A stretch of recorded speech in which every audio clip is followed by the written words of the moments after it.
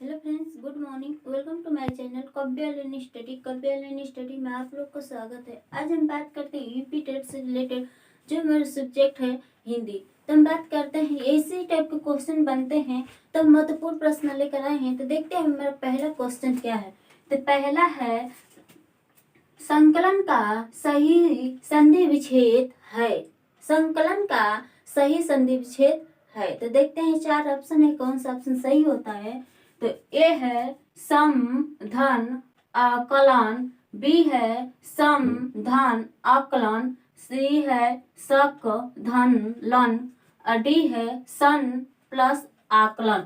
तो हम देखते हैं इसका राइट आंसर क्या होता है। तो इसका राइट आंसर ए सही होता है। ए सही होता है क्योंकि सम धन कलन होता है। देखिए जो संकलन जो है, तो जो अंक का मंत्रा है, तो संकलन जो है, जब संकलन जो है इसका जो अंक का मंत्रा है, इसे क्या म में बदलते हैं, म में बदलते हैं। तो सम में बदलेंगे, आधा म में बदलेंगे। तो जो अंक का मंत्रा, जो स पर अंक मंत्रा है, उसे म में बदलेंगे और वह म कैसा रहेगा, आधा म रहेगा। और उसके बाद प्लस करके उसके बाद कॉलन करेंगे। तो राइट आंसर क्या होता है, ए सही होता है। ए सही होता है। कोई भी किसी भी शब्द पे, मतलब जो संकलन हुआ, संस्कृत हुआ, संस्कार हुआ, इन सब पे जितने पे अंक का मंत्रा होता है, उस अंक को जब नीचे लेकर आएंगे तो म में बदलेंगे। तो राइट आंसर ए सही होता है। हम अगला क्वेश्चन देखते हैं। आ जन्म शब्द यहाँ पे डैश डैश है, क्या उदाहरण है। मतलब आ जन्म यक्ष का उदाहरण है। यहाँ पे यक्ष ही मान लीजिए। आ जन्म शब्द यक्ष का उदाहरण है। तो देखते हैं चार ऑप्शन है, कौन सा ऑप्शन सही होता है। तो ए है तत्पुरुष, बी है अव्ययभाव, सी है द्वंद, और डी है द्विगु। तो इसका राइट आंसर बी सही होता है। बी सही होता है। अव्यय भाव समास होता है। अव्यय जो भाव समास होता है, इसमें या तो आगे उपसर्ग लगा होता है या अव्यय शब्द होता है। तो यह जो है आ और जन्म, तो जन्म शब्द हो गया और आ जो है वो क्या हुआ, उपसर्ग हुआ। तो यह क्या होता है, अव्यय भाव समास होता है। द्वंद्व जो होता है, तो दो बराबर पद का प्रयोग होता है। जब दो बराबर पद होता है या योजक चिन्ह का प्रयोग होता है, द्वंद्व होता है। द्विगु समास होता है। द्विगु समास जो होता है, पहला पद क्या होता है, संख्या होता है, और दूसरा पद क्या होता है, संज्ञा होता है। पहला पद संख्या होता है, दूसरा पद संज्ञा होता है। तत्पुरुष समास क्या होता है। तत्पुरुष समास वो होता है कि विभक्तियों का लोप होता है, विभक्तियों का लोप होता है। तो राइट आंसर बी सही होता है। अगला क्वेश्चन देखते हैं। रेखांकित सर्वनाम का प्रयोग, रेखांकित सर्वनाम का प्रकार चिन्हित कीजिए। कोई तो होगा जो हमारे लिए जी रहा होगा। यह जो है रेखांकित मतलब दिया गया है, यह सर्वनाम से प्रश्न है। तो यह पूछ रहा है कि कोई तो होगा जो जी रहा होगा। तो हम देखते हैं चार ऑप्शन में कौन सा ऑप्शन सही होता है। तो ये है पुरुषवाचक सर्वनाम, बी है प्रश्नवाचक सर्वनाम, सी है अनिश्चयवाचक सर्वनाम, डी है निश्चयवाचक सर्वनाम। तो हम इसके देखते हैं कौन सा राइट आंसर होता है। तो इसका राइट आंसर सी सही होता है। सी सही होता है अनिश्चयवाचक सर्वनाम। देखिए इसमें जो है कोई तो होगा जो हमारे लिए जी रहा होगा, मतलब कोई तो होगा। यह तो नहीं पता है ना कि कौन है जो मेरे लिए जी रहा है, चाहे हमारे लिए जी रहा है, चाहे या आपके लिए जी रहा है। यहाँ पे ये नहीं, मतलब ये नहीं दिखा रहा है कि कौन है, यह दिखा रहा है कोई तो होगा। जब कोई होगा तो यह अनिश्चित है, मतलब मुझे पता नहीं है कि कौन है, तो यह अनिश्चित है, यह अनिश्चित है। इसमें कोई इसमें प्रश्नवाचक, मतलब प्रश्नों का तो बोध नहीं हो रहा है, कोई प्रश्न थोड़ा नहीं पूछ रहे कि कोई प्रश्नवाचक सर्वनाम होगा। निश्चयवाचक सर्वनाम, जी निश्चयवाचक सर्वनाम होता है जो निश्चित होता है कि यह हमारे लिए जी रहा है या यह हमारा ही है, ये जब निश्चित जब होता है, जब मतलब अपने पे डिपेंड होता है, वह संबंध होता है अपने से, तो वह निश्चित होता है। और यहाँ पे प्रश्न पूछा जाता है, तो यहाँ पे कोई प्रश्न नहीं पूछा है। और पुरुषवाचक, यहाँ पे पुरुष का बोध नहीं हो रहा है, तो यह भी नहीं होगा। पर यहाँ पे कोई का बोध हो रहा है। जब कोई का बोध हो रहा है, कोई जो तो होगा जो हमारे लिए जी रहा होगा। इस क्या है, अनिश्चित है, अनिश्चित है। तो राइट आंसर सी सही होगा। हम अगला क्वेश्चन देखते हैं, चौथा। निम्नलिखित शब्दों में सदा स्त्रीलिंग वाला शब्द कौन सा है? तो देखते हैं 4 ऑप्शन में कौन सा राइट आंसर होता है। तो ए है पक्षी, बी है बाज, सी है मकड़ी, डी है गंडा। तो हम देखते हैं इसका राइट आंसर सी सही होता है। सी सही होता है, क्योंकि यह जो होता है मकड़ी, मकड़ी जो होता है, यह पहले अगर स्त्रीलिंग पूछे तो यहाँ पे पहले शब्द जो होता है मेरा या मेरी, मेरी, इससे आप देख सकते हैं कि मेरा से क्या कौन सा शब्द आ रहा है, मेरी से कौन सा शब्द। तो मेरा पक्षी उड़ गया, मेरा पक्षी उड़ गया, तो यह किसका बोध हो रहा है, मेरा का हो रहा है, तो यह पुरुषवाचक हुआ, स्त्रीलिंग पुरुष हुआ।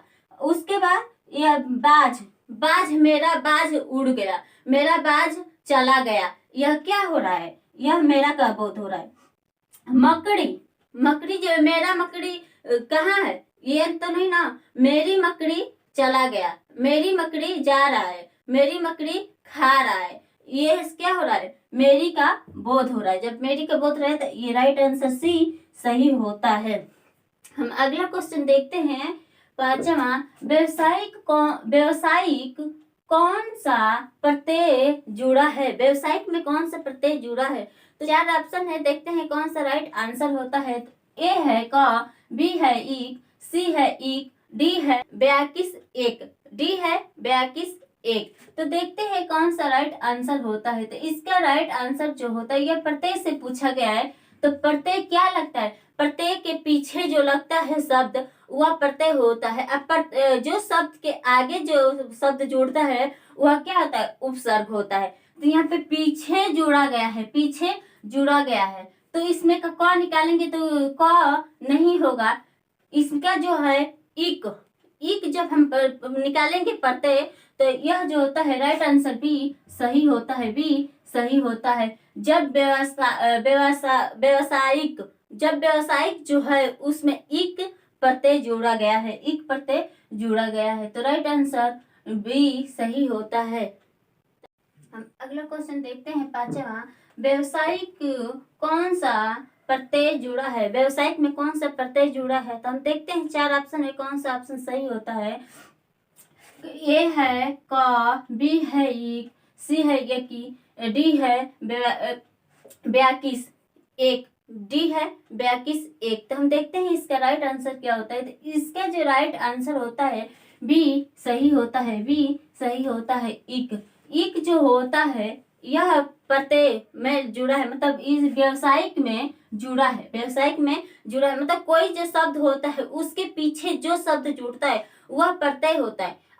कोई शब्द जो होता है उसके आगे जब जुड़ता है तो वह क्या होता है, उपसर्ग होता है। तो इसमें इक प्रत्यय जुड़ा है, इक प्रत्यय जुड़ा है, तो राइट आंसर बी सही होता है। हम अगले क्वेश्चन देखते हैं, 6।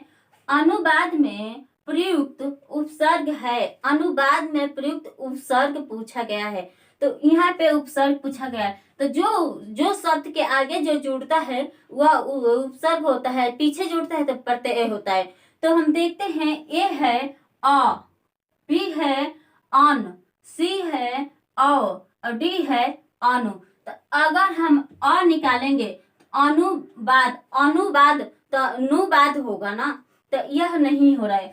अन, अन जब निकालेंगे तो उबाद होगा, अन जब निकालेंगे तो उबाद होगा, तो ये भी कोई शब्द नहीं बन रहा है।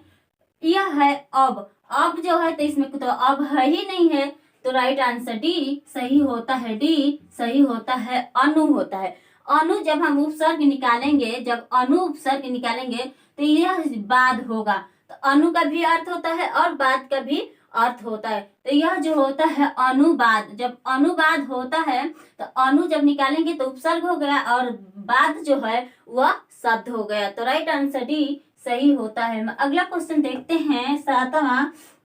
रिजु शब्द का विलोम है। रिजु शब्द का विलोम है। तो रिजु शब्द का जो विलोम जो होता है वह रिजु को क्या कहते हैं? सीधा कहते हैं। रिजु को सीधा कहते हैं। तो हम देखते हैं 4 ऑप्शन है, कौन सा ऑप्शन सही होता है। तो ये है वक्र, बी है तक, सी है सीधा, डी है विरल। तो हम देखते हैं वक्र रिजु जो होता है वह सीधा होता है, तो सी तो कट गया, सी तो कट गया, सीधा होता है। तो इसका विलोम शब्द पूछा गया है, विलोम पूछा गया है।